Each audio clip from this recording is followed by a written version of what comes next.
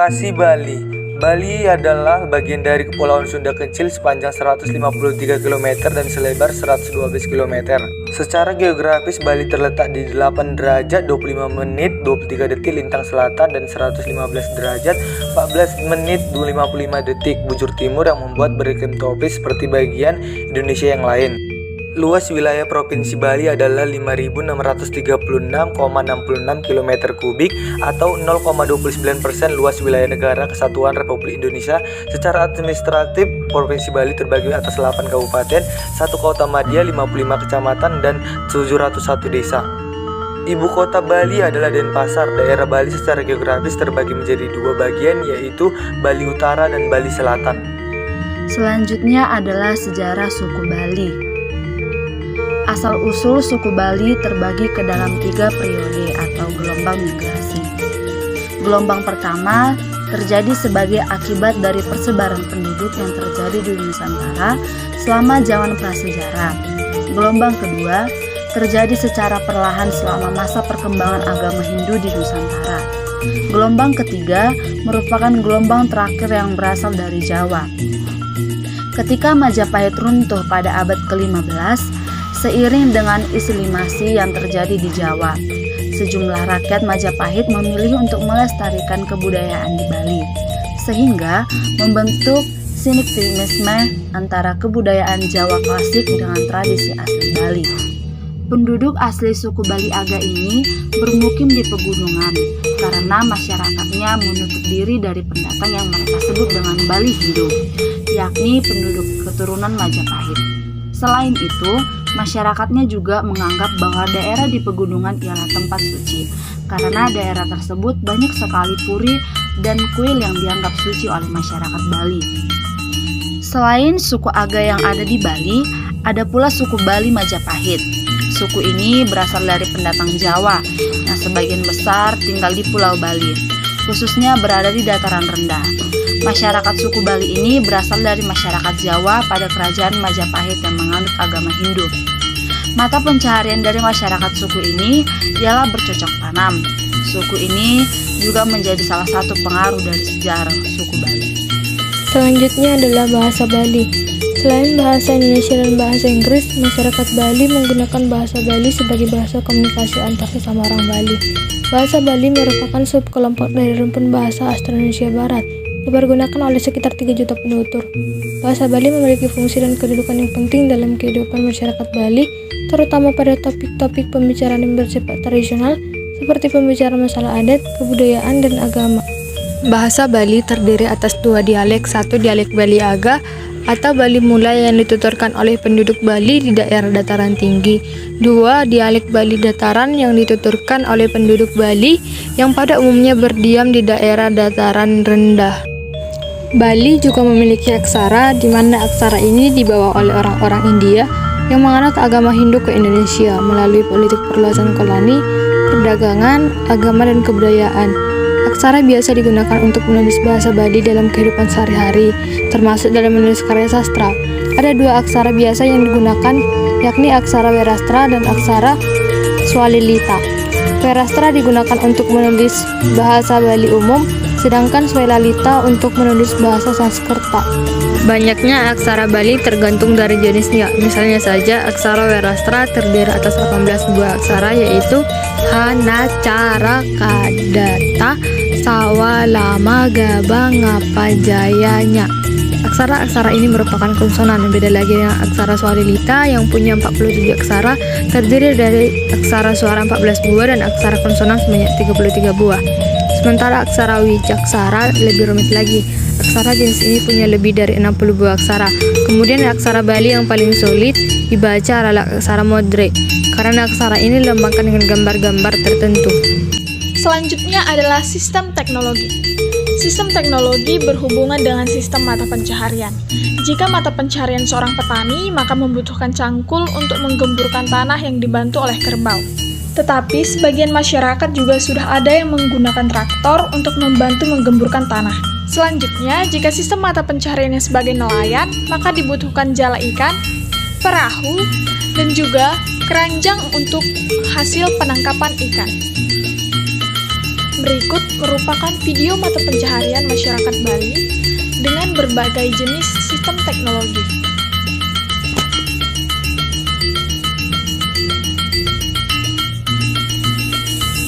Selanjutnya, sistem mata pencaharian.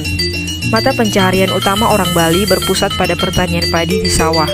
Di daerah pegunungan, orang membangun sawah-sawah dengan sistem teras. Orang mengenal suatu organisasi pengairan yang sudah berlangsung sejak puluhan generasi yang lalu, yaitu Subak. Solidaritas antar warga Subak diperkuat dengan adanya upacara-upacara keagamaan yang khusus diselenggarakan oleh para warga. Sebagian besar penduduk Bali menggantungkan hidupnya dari sektor pariwisata karena memang daerah ini merupakan tujuan utama pariwisata bagi wisatawan asing dan domestik. Sebagian juga memilih menjadi seniman.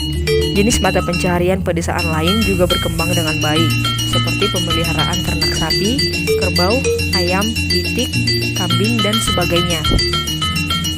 Selanjutnya, sistem organisasi sosial etnis Bali. Keunikan Bali yang lain bisa dilihat lewat bagaimana manusia Bali melakukan pembinaan kekerabatan secara lahir dan batin. Manusia Bali begitu taat untuk tetap ingat dengan asal muasal dari mana dirinya berasal. Hal inilah kemudian yang melahirkan berbagai golongan di masyarakat yang kini dikenal dengan Wangsa atau Soro. Itu banyak Soro yang berkembang di Bali dan mereka memiliki tempat pemujaan secara tersendiri.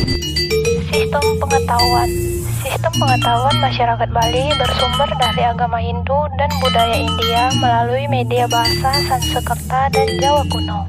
Pengobatan tradisional Bali atau usada yang dikenalkan oleh para leluhur merupakan ilmu pengetahuan penyembuhan yang dijiwai oleh nilai-nilai agama Hindu Bali atau Siwa Siddhanta. Sukantra 1992 menyatakan, usada adalah ilmu pengobatan tradisional Bali yang sumber ajarannya terdapat pada lontar. Untuk pembangunan rumah atau hasta kosala kosali dan hasta bumi. Hasta kosala kosali merupakan sebuah cara penataan lahan untuk tempat tinggal dan bangunan suci.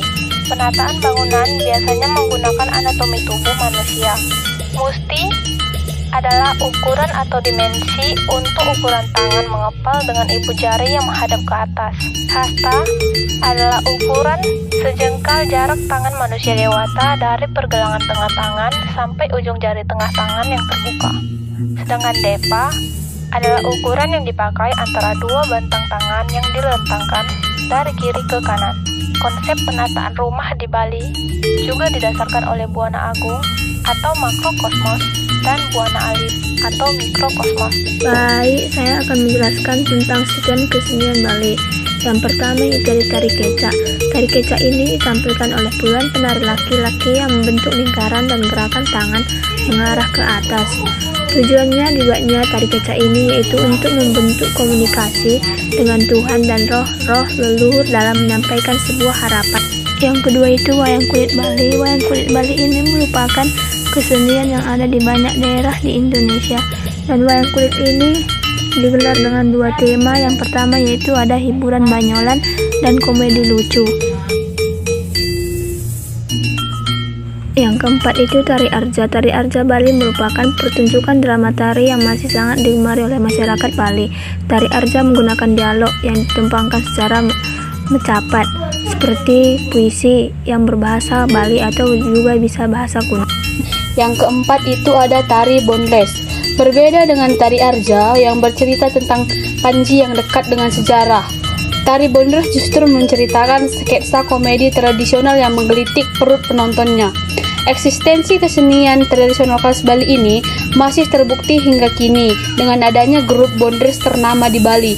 Sebut saja Cekelontong Mas, Dwi Mekar, dan masih banyak lagi. Untuk menunjang cerita komedi yang dibawakan, pelakon bondres kerap mengenakan kostum lucu dan topeng. Kisah yang diangkat merupakan kisah sehari-hari yang dekat dengan masyarakat. Yang kelima ada tari legong. Tari legong ini biasa kita kenal dengan sebutan tari Bali. Ternyata tari legong sudah ada sejak abad ke-19. Secara etimologis, kata leg berarti luwes, sedangkan kata gong berarti gamelan. Kesenian tradisional khas Bali ini bercerita tentang kisah cinta Raja Lasem. Gerakan luwes namun tetap dinamis dengan power yang mantap dan gerakan bola mata yang menjadi ciri khasnya. Penari tari legong menggunakan baju adat khas Bali berwarna emas dengan sentuhan warna merah, serta lengkap dengan sanggul di kepala yang berhiaskan bunga kamboja dan aksesoris kipas. Yang keenam yaitu tari barong. Kesenian tradisional khas Bali yang populer adalah tari barong. Tarian ini sangat identik dengan kebudayaan pra-Hindu. Kostum penari dan setiap gerakannya merepresentasikan pertarungan adharma atau sifat tidak terpuji dan dharma atau sifat yang terpuji. Dharma digambarkan dengan kostum binatang berkaki 4, sedangkan adharma digambarkan dengan kostum yang memiliki 2 taring runcing. Yang terakhir itu, yang ketujuh yaitu drama gong, yang merupakan drama tradisional yang pertunjukannya diiringi oleh instrumen alat musik gong alias gamelan. Munculnya kesenian tradisional khas Bali ini dipengaruhi karena adanya perpaduan budaya tradisional di Bali dengan budaya modern barat. Keduanya bersatu menampilkan pertunjukan bergaya klasik kontemporer. Selanjutnya sistem religi. Masyarakat Bali mayoritas beragama Hindu Bali. Hindu Bali merupakan penggabungan atas Hindu aliran Saiwa, Vaishnava, dan Brahma dengan kepercayaan asli suku Bali. Hindu Bali percaya satu Tuhan dengan konsep Trimurti yang terdiri atas 3 wujud, yakni Brahma, Wisnu, dan Siwa. Brahmana yang menciptakan, Wisnu yang memelihara, dan Siwa yang merusak. Kepercayaan terhadap Trimurti ini diimplementasikan dalam bentuk keberadaan 3 pura yang selalu ada di setiap desa, yakni Pura Desa, Pura Balai Agung, dan Pura Puseh.